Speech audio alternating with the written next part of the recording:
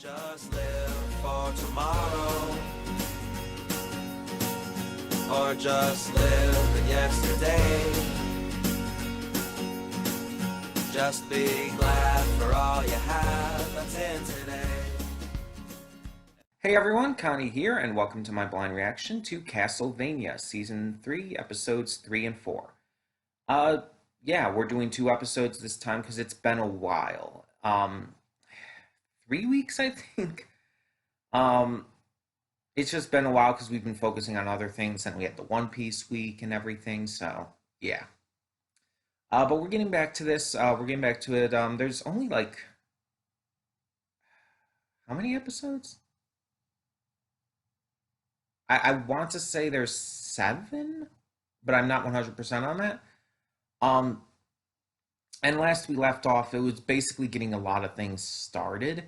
There was the guy in the town, I can't remember his name, the one who's voiced by Bill Nye. He was trying to talk to Trevor and get him to work with him or something like that. um, but he was also talking to the priests at the priory because he wanted access to their information. We don't know why. This guy could be a bad guy. He could be an ally of sorts. We don't know at the moment. Um, Meanwhile, the vampire sisters under Carmilla are just plotting to take over this strip of land in order to use it basically as a farm for blood. um, but they need help, like forming this army. So, in order to get Hector to listen, the youngest sister is going to go down and have a talk with him, and I presume this is going to mean something like torture or shit.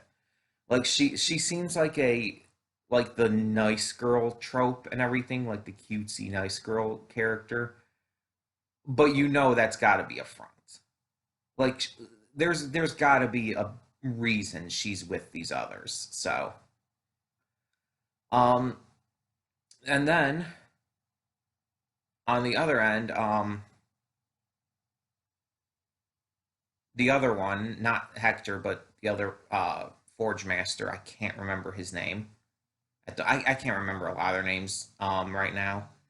But he is just doing his own journey and everything with his demon followers. He came upon this town where he found some information thanks to a mirror, but everyone wants him gone and everything. He manages to slay a bunch of people. It's like I'm taking the boats. But they're like, no, no, we don't want you. Just leave. You're not taking the boats. You just have to get out of here. And so he's like, he tried to reason with them, but they wouldn't have it. So he took them out. He went to the docks, talked to this ship captain, who thought, hey, this is pretty fun. Just give me your word here on a couple of things, and we'll head out. We'll take you to where you need to go. And they made the deal. So okay. um, so there's a few things happening. Alucard is starting to train a couple young Japanese vampire hunters. So that's interesting, and yeah, it's just a lot of setup so far. Um, with the length of these seasons, though, like shit's gonna hit the fan before too long. So it's like the question is, what's going to like make it do so? Where's the big turning point going to be? I guess we'll have to find out. Um, in the meantime, yeah, I don't know anything going forward with this season, so we'll just check it out and hope for the best. Hope to enjoy it and go from there. So, that being said, let's just get this going. When the screen fades to black, pause this redirect and go to the description below. Follow the link to the reaction, and after you watch it, come back here to the redirect and resume play. Because after it fades to black and then fades back in, everything from that point forward will be my afterthoughts and will contain spoilers to the episodes. So, that being said, thank you so much for tuning in, and I will see you at the reaction. Okay, and we are back, and we'll begin with spoilers in 3, 2, 1, now. there's so much that's happening that it's almost hard to keep track of everything. So I'm going to try to get to as much as I can remember, as much as I can think of about what happened in these two episodes. Because again, there's like what, 4 or 5 different storylines going on at once that we're following at the moment. So it's like, geez. um, I'm not the best at keeping track of everything as it is. Which is why my reaction itself tends to serve better as like my overall thoughts for episodes than the afterthoughts tend to. Either way, so let's start with obviously our main characters, um, Trevor and Sypha. So they are met by the leader of the village, who I believe is a priest, um, and he wants their help in finding out what's going on at the priory, because all this guy wants is to protect his town, but something really fucked up and weird has been happening at the priory, and he wants to know what it is. Um, so, having seen them talking about having fun, slaying monsters and shit, which, by the way, that scene was freaking adorable. Sypha and Trevor just having fun and like laughing about it and just being cute and everything. It's like, God, I just really love their relationship. It's like it it felt so natural in how it was built up and bloomed. Um, and it's just so cute. It's just genuinely super fucking cute. And part of it is because Sypha's super fucking cute. But also Trevor is like he's opening up more. And he just they just feel like, yeah, they just adore being with each other. Not even just clearly they love each other, which they clearly do. They just adore being with each other. They love not only the company, which makes sense for both of them, because Sypha is so used to company and so used to traveling in the speaker packs and everything, that it's something that she craves, something that she loves. And Trevor is starved of it because for so long he was on his own because he didn't have anyone. His family was all gone. He didn't really have friends. So he was starved for that attention, starved for that love, that kind of just whether romantic and sexual love, like that he very clearly does have with Sypha. It's made very clearly that they fuck. um, but also just like a general platonic love, just like a general sense of love. Someone who cares about him. He hasn't had that. So now that he does, it's something that he does genuinely appreciate, something that matters to him. And it's great to see. It's fantastic to see. Um, but yeah, either way, so the priest sends them to figure out what's going on. They head up to the priory about the same time as Saint Germain, just a little bit after, um, and just do some recon mostly. They talk to a couple of the people there, get a little bit of info. Obviously, Sypha, being a speaker, is able to analyze the situation and figure things out really easily. She sees the symbol for hell on their arms. She notices that they're carrying knives and shit and they're hiding things, that the place reeks of magic. It's like, yeah, it's like she was definitely the perfect person to investigate. Um, Trevor wanted to fight, but Trevor kind of always wants to fight, to be fair. um, but they definitely found out some information. It was a very valid, very useful scouting mission. And that's definitely the right way to do it too. You don't want to just go in guns blazing right away. You want to find out what's going on first. You that's how they do it in war. They send in the scouts before they send in the soldiers. So yeah. Um, Not much else happened on this on this storyline this time around. It was mostly just like they're getting into this entire thing. Saint Germain, meanwhile, going right into that because it connects, he, as we knew before, is being given restricted access to the Priory. He's allowed in only, for now, one room. He's given a giant pile of books from the library of the Priory to look through and find out whatever information he can, learn whatever he can. But also, the priests at the Priory want the information because they think it'll help them in their worship, as twisted as it has become. Not really much of anything else happened. He talked to them, he revealed to them what the symbol on their armbands meant and everything. Um, and he's starting to look into the books. That's pretty much it. So not much else to talk about there. Alucard, meanwhile, is back at Castle Dracula, starting to talk to and learn more about his youngsters, his learned youngsters. We find out about how things were back in the camp of the vampire they were under. They were not really serving under, but enslaved under. How she would set up these mock fights against like samurai and stuff, purely in an effort to kind of make fun of them in a way. Like you could tell, like she was mocking them with every movement. Not just the samurai she was fighting, but everyone who she was forcing to watch as well. She was flaunting herself over them. And the two did mention that she was very arrogant, which we definitely could see with all of that.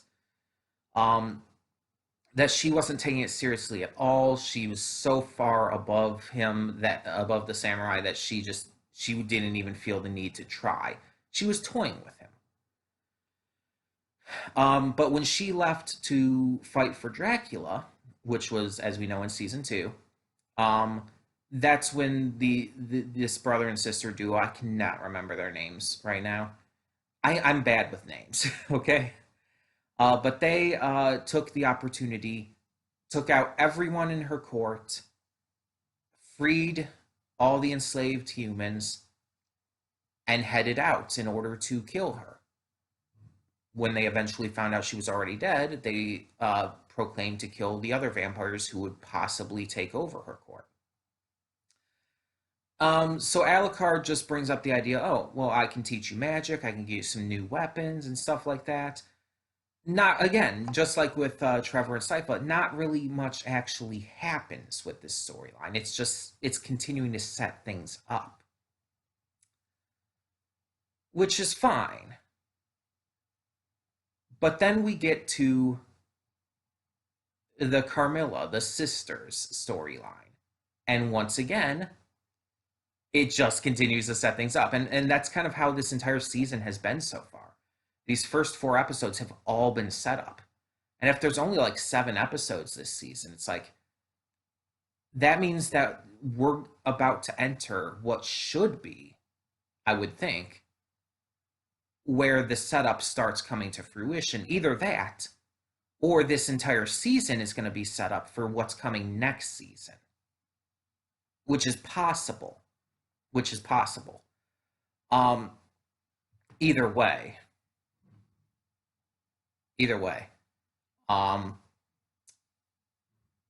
Definitely got some interesting things getting started.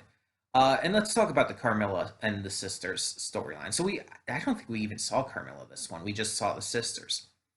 The youngest sister, who I cannot, again, I'm terrible at names, especially with the series, it seems.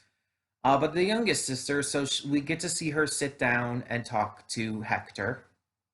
And I had expected this to eventually turn into torture. That she was going to do that, but no. She's genuinely just manipulating. She's the diplomatic one. She wants to talk to Hector to get the information she needs and to get him to comply. And she's completely manipulating him by being nice, by being a good person, I guess you could say, by giving him food and offering to get him clothed, not treating him like the prisoner he is, basically.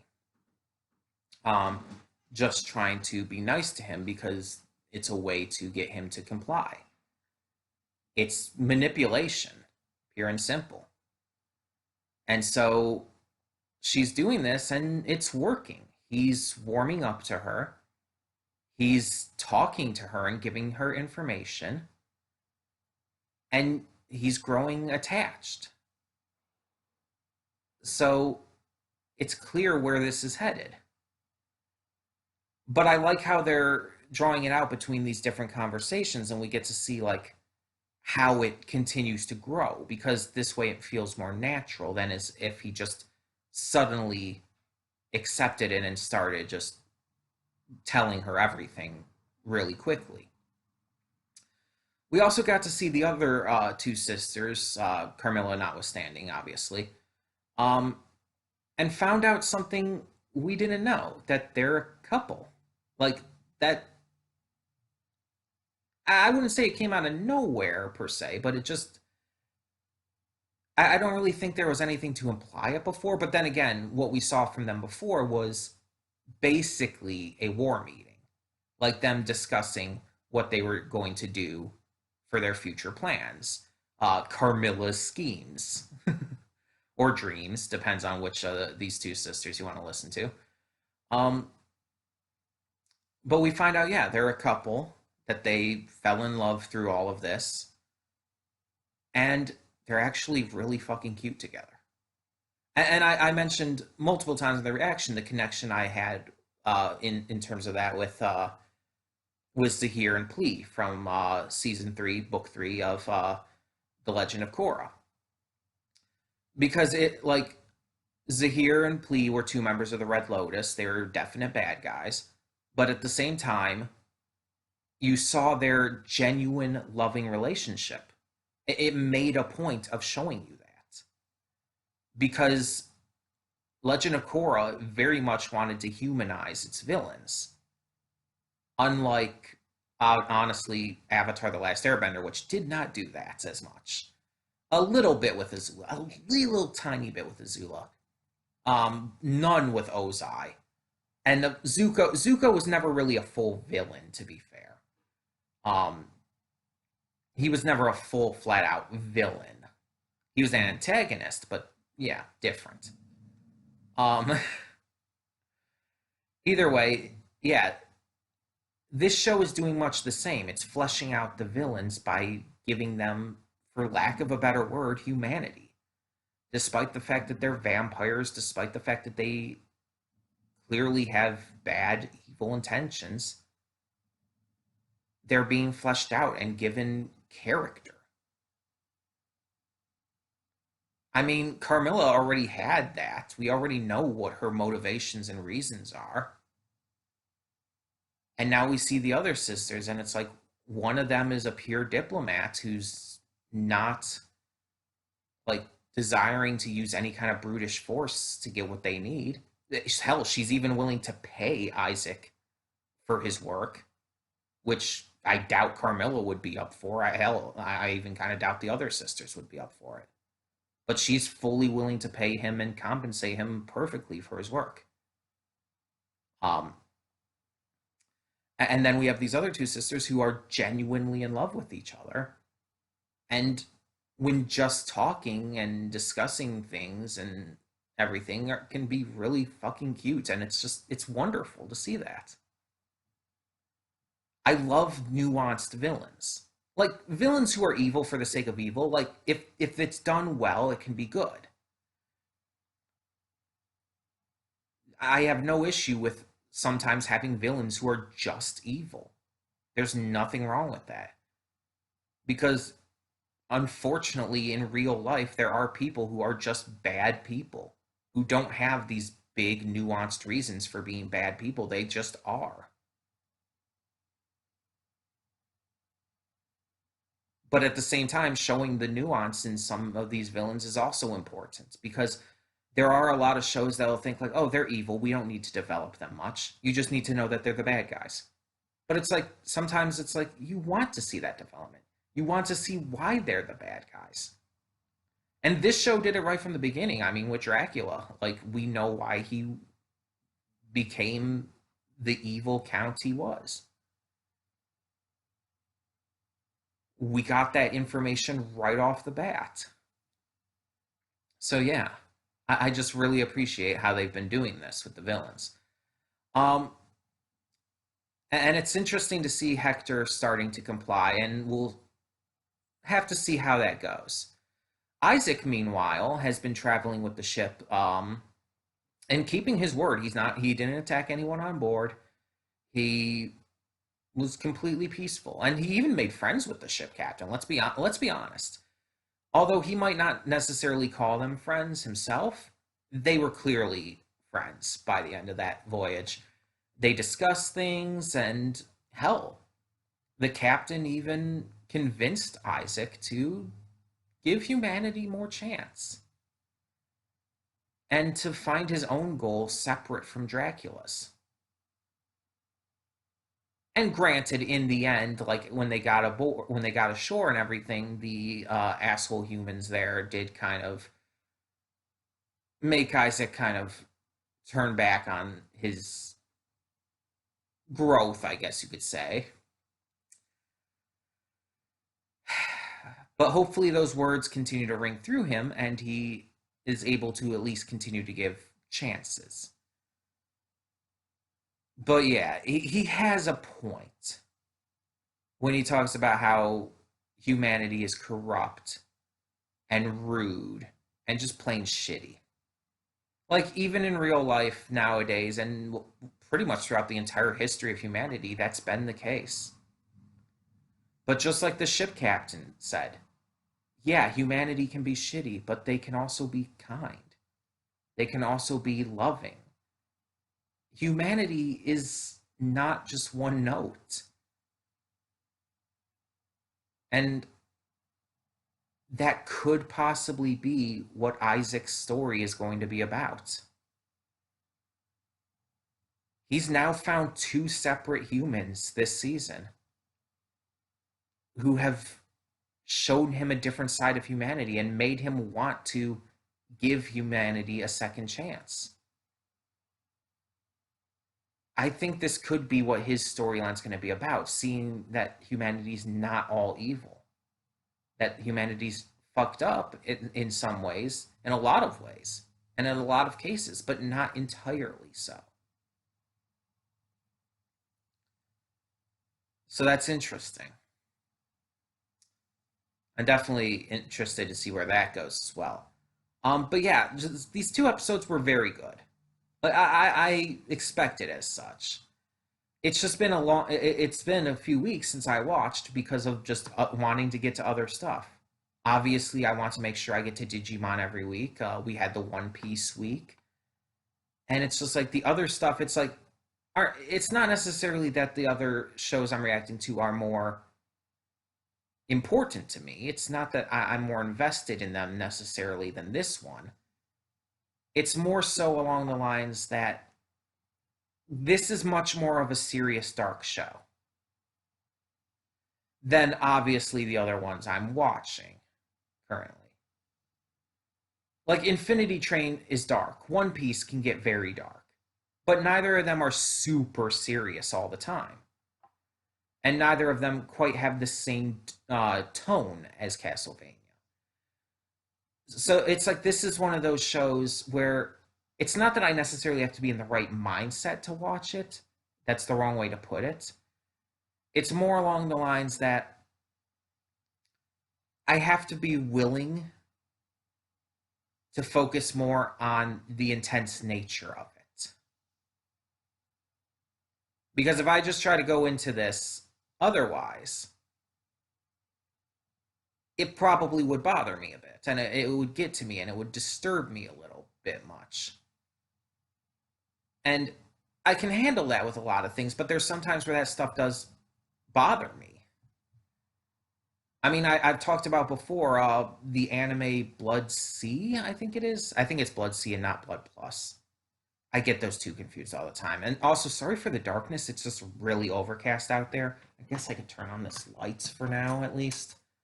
Doesn't really do too much, but in fact, actually, I don't think it really helps at all. Because I think it makes it a little weirder and worse. Sorry about that. Anyways, it's just like it's really overcast out there, despite only being 1 p.m. Um, yeah, it's like I've talked about the anime. I think it's Blood Sea.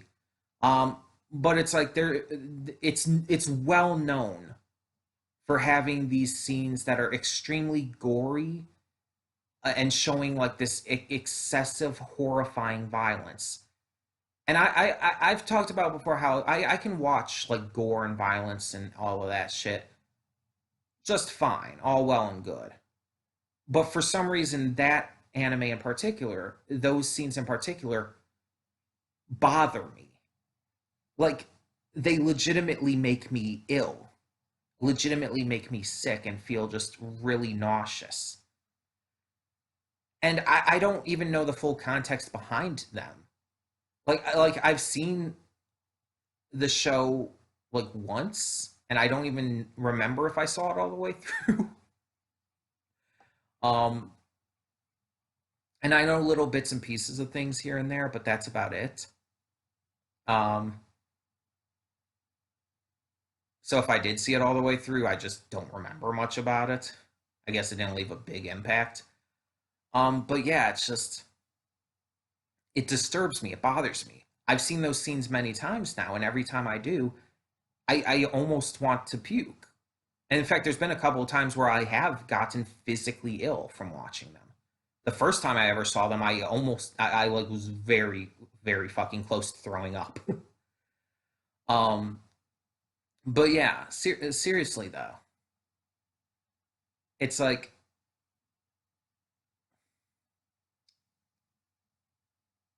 I'm normally okay with that, but then there's the shows that it's like not. And this series, Castlevania, is kind of just in the middle there.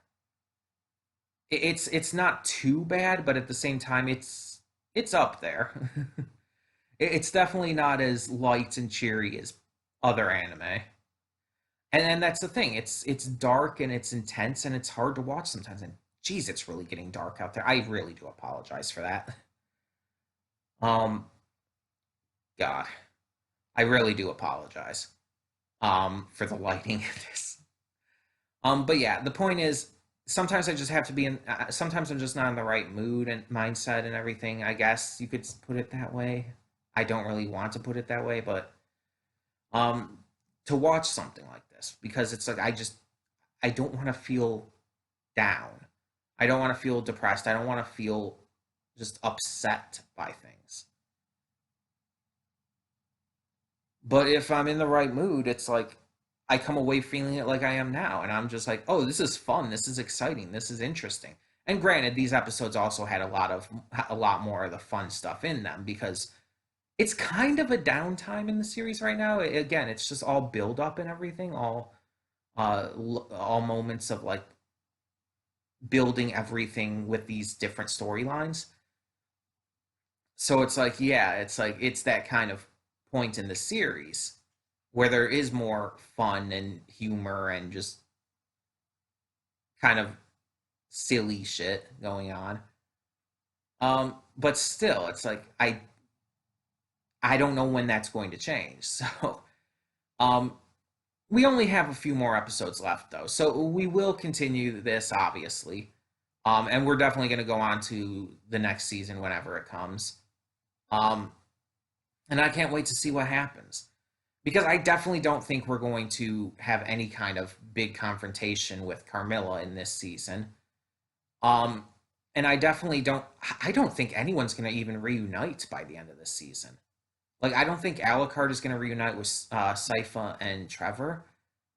I don't think there's going to be any really big battle. I think the only, like, big battle kind of thing we're going to have is with the Priory. Like, that's about it. Like, Carmilla's group, the sisters, they might start to enact their plan by the end of this season. And Alucard is just training his youngsters, his apprentices now. So not much I feel is going to be happening with them even by the end. And it's like, I mean, we might see a bit more of stuff from uh oh god, I said his name multiple times. Why is it escaping me again? Hector. No, not Hector, the other one. Oh my god, wow. I am terrible. You know who I'm talking about. The Forge Master with all the demons following him around right now. I think it begins with an S. God, my mind is just completely blanking, and I apologize. But yeah, we're probably going to be seeing plenty more action with him, but more on the level we've been seeing. I don't think we're going to have any big stuff with him. And same with Hector and all. It's like it's probably just going to remain where it has been. Um, I could see Saint Germain helping out Trevor and Sypha against the Priory eventually once that hits ahead. Um, but again, it's just like right now, I think this entire season is just building up to what's to come next. This is a low. This is a just kind of a low time in the series, and next season shit's gonna really hit the fan. That's my prediction at the moment, at least. Um, Obviously, I don't want spoilers though, so don't let me know if I'm right or wrong or whatnot. But either way, tell me in the comments below what you thought of these two episodes of Castlevania Season 3. And thank you so much for tuning in and continue to support the channel. So for now, I'm Connie and I'm signing off. See y'all next time.